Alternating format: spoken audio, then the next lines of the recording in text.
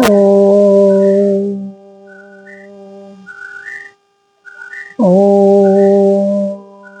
सहनाववतु सहनो भुनक्तु सह वीर्यं करवावहै तेजस्विनावधीतमस्तु मा विद्विषावहै। ॐ शान्तिः शान्तिः शान्तिः। शङ्करं शङ्कराचार्यं केशवं बादरायणं सूत्रभाष्ये कृतो वन्दे भगवन्तो पुनः पुनः। ईश्वरो गुरुरात्मेति मूर्तिभेदविभागिने व्योमवत् व्याप्तदेहाय दक्षिणामूर्तये नमः। सदाशिवसमारम्भां शङ्कराचार्यमध्यमाम् अस्मदाचार्यपर्यन्तां वन्दे गुरुपरम्पराम्। श्रुतिस्मृतिपुराणानाम् आलयं करुणालयं नमामि भगवत्पादं शङ्करं लोकशङ्करम्। बोलिए सच्चिदानंद भगवान की जय। श्री सद्गुरुदेव भगवान की जय। श्री सद्गुरुदेव भगवान के पावन चरणों में कोटि कोटि प्रणाम, चरण वंदन। और उनकी ही कृपा है कि हम सभी प्रतिदिन श्रीमद् भगवद गीता मैया की शरण में जाते हैं और उनके बताए हुए मार्ग पर चलने का प्रयास करते हैं। अपनी सामर्थ्य के अनुसार जो टूटा फूटा भाव है वो भी करते हैं। ये सब गुरुदेव की ही कृपा है। हम लोग 8वें अध्याय में पहुंच गए हैं, जिसमें भगवान कहते हैं कि जो साधक है उसको क्या करना चाहिए। पढ़ते हैं 12वां श्लोक। सर्वद्वाराणि संयम्य मनोहृदि निरुध्य च मूर्धन्याध्यात्मनः प्राणमास्थितो योग धारणाम। सर्व द्वाराणि यानी शरीर के समस्त द्वारों को संयम में माने वश में करके और मनोहृदि निरुद्ध चा मन को हृदय में निरुद्ध कर, मन को हृदय में स्थापित कर, एकाग्र कर। और मूर्धिन आधाय आत्मनः। मूर्धिन माने सिर पर स्थिर करके, आत्मना माने अपने, प्राणम माने प्राणवायु को। यानी कि सर्व द्वाराणि संयम्य मनोहृदय निरुद्ध चाह, यानी कि समस्त इंद्रिय की क्रियाओं से विरक्ति को योग की स्थिति में ले जाना है। यानी कि सर्व द्वाराणि संयम में मनोहृदय निरुद्ध चा। जितने द्वार हैं मतलब 9 द्वारे पूरे देही। गीता जी में ही भगवान कहते हैं 9 द्वारे पूरे देही। यह देही 9 पुर वाली है। इसमें सभी इंद्रियों को भगवान के चरणों में लगाकर संयमित करके एकाग्रचित्त होकर मन को हृदय में स्थापित करके एकाग्र चिंतन द्वारा भगवान को आत्मनः माने अपने जो प्राण है प्राणवायु को योग धारणाम स्थित करके, योग धारणाम माने योग की स्थिति में आ जाता है।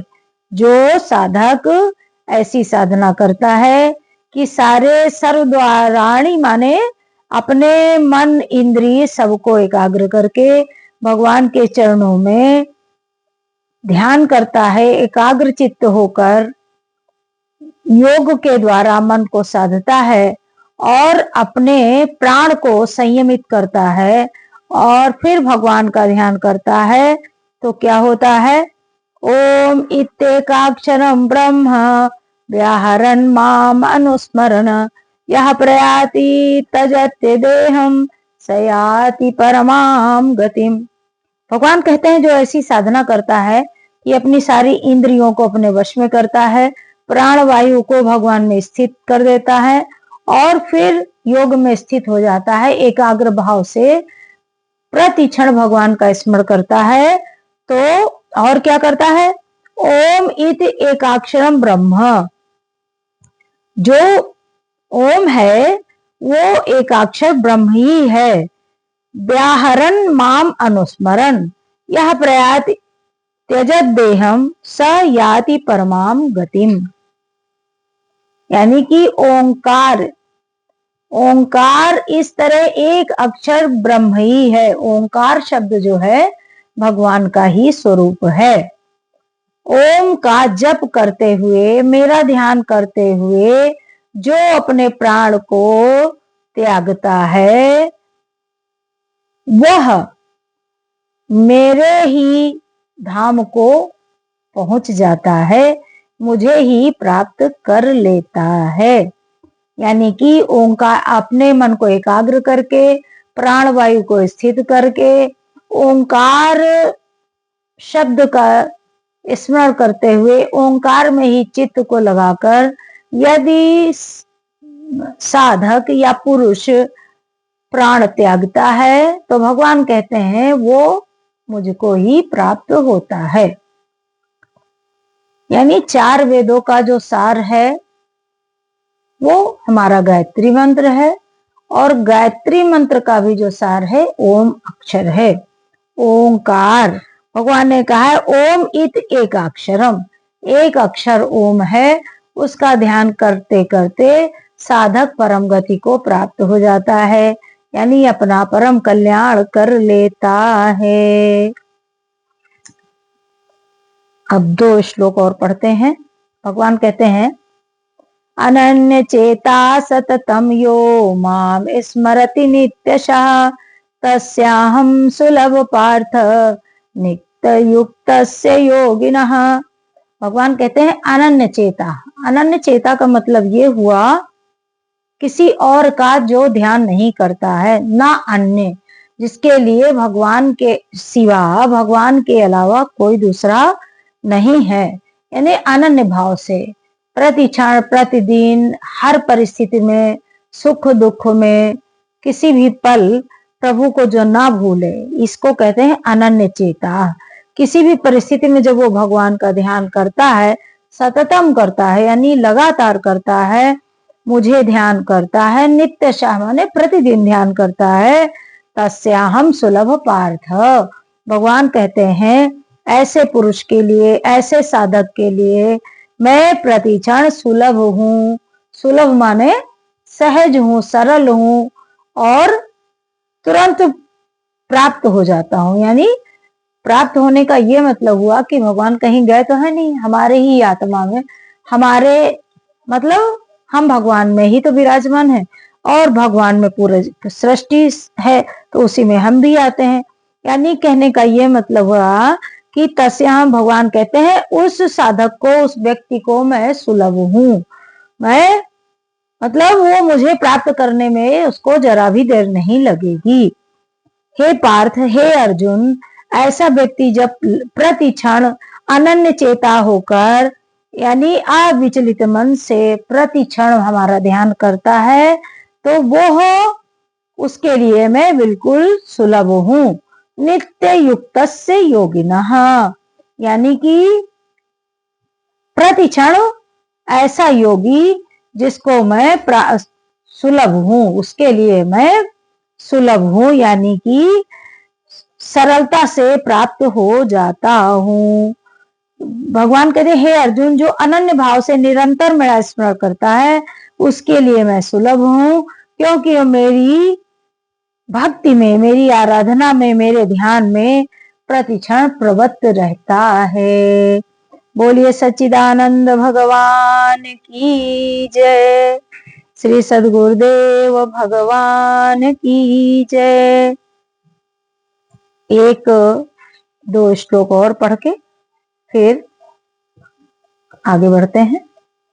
माम उपेत्य पुनर्जन्म दुःखालयम् अशाश्वतम् नाप्नुवन्ति महात्मनः संसिद्ध परं गतिम्। आ ब्रह्मभुवान् लोका पुनरावर्तिनो अर्जुन मामुपेत्य तु कौन्तेय पुनर्जन्म न विद्यते।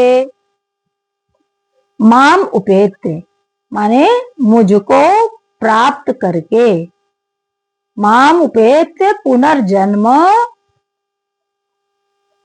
पुनर्जन्म दुख आलयम, दुखालयम अशाश्वतम, अशाश्वत ने क्षणिक है ना, और ना कभी आप नुवंती प्राप्त करते हैं। भगवान कहते हैं कि जो मुझे प्राप्त कर लेता है उसका पुनर्जन्म नहीं होता है।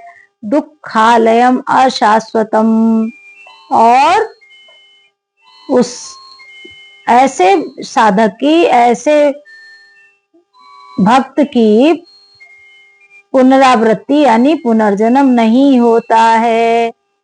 न आपनुवंति महात्मना संसिद्धिम पराम गतिम, और परम गति को प्राप्त हो जाता है। मुझे प्राप्त करके महापुरुष जो भक्त योगी हैं कभी भी दुखों से पूर्ण इस अनित्य जगत में नहीं लौटते। ये संसार कैसा है? दुखालयम अशाश्वतम, ये संसार जो है दुखालय है, यानी जिसने जन्म लिया वो सोचे कि उसको दुख ना मिले तो ऐसा संभव नहीं है। यानी कि जो मुझे ध्यान करता है वो मुझे ही प्राप्त करता है, उसको पुनर्जन्म नहीं होता है। और जब पुनर्जन्म नहीं होगा तो संसार का जो दुख है उससे वो निवृत्त हो जाएगा। नाप्नुवन्ति महात्मनाः, ऐसे महात्मा लोग पुनर्जन्म को नहीं प्राप्त करते हैं। और क्या करते हैं? संसिद्धिम परमाम गताः, और सिद्धि को प्राप्त हो जाते हैं। यानी कि इस देह को पाने का, ये मानव देह जो मिलने का परम लक्ष्य है, परम सिद्धि को प्राप्त करना, मोक्ष को प्राप्त करना, आवागमन से रहित होना, उसे प्राप्त करता है। ऐसी हमारी श्रीमद् भगवत गीता मैया है। हमारे प्रभु युद्ध क्षेत्र में अर्जुन को समझाते हुए हम सबके लिए भी एक मार्गदर्शन करते हैं, संदेश देते हैं, और हमारा जो संसार में आने का, आवागमन का जो चक्कर है उससे छूटने के लिए हमारा मार्गदर्शन करते हैं और कहते हैं कि जो हमारी शरण में आ जाता है उसके सभी दुख दूर हो जाते हैं। बोलिए सच्चिदानंद भगवान की जय। श्रीमद् भगवद गीता मैया की जय। श्री सद्गुरुदेव भगवान की जय। ओम पूर्णमदः पूर्णमिदं पूर्णात् पूर्णमुदच्यते पूर्णस्य पूर्णमादाय पूर्णमेवावशिष्यते। ओम शांति शांति शांति। हरि ओम श्री गुरुभ्यो नमः। हरि ओम तत्सत। हरि ओम तत्सत। हरि ओम तत्सत। बोलिए सच्चिदानंद भगवान की जय। हर हर महादेव। जय जय श्री सीताराम।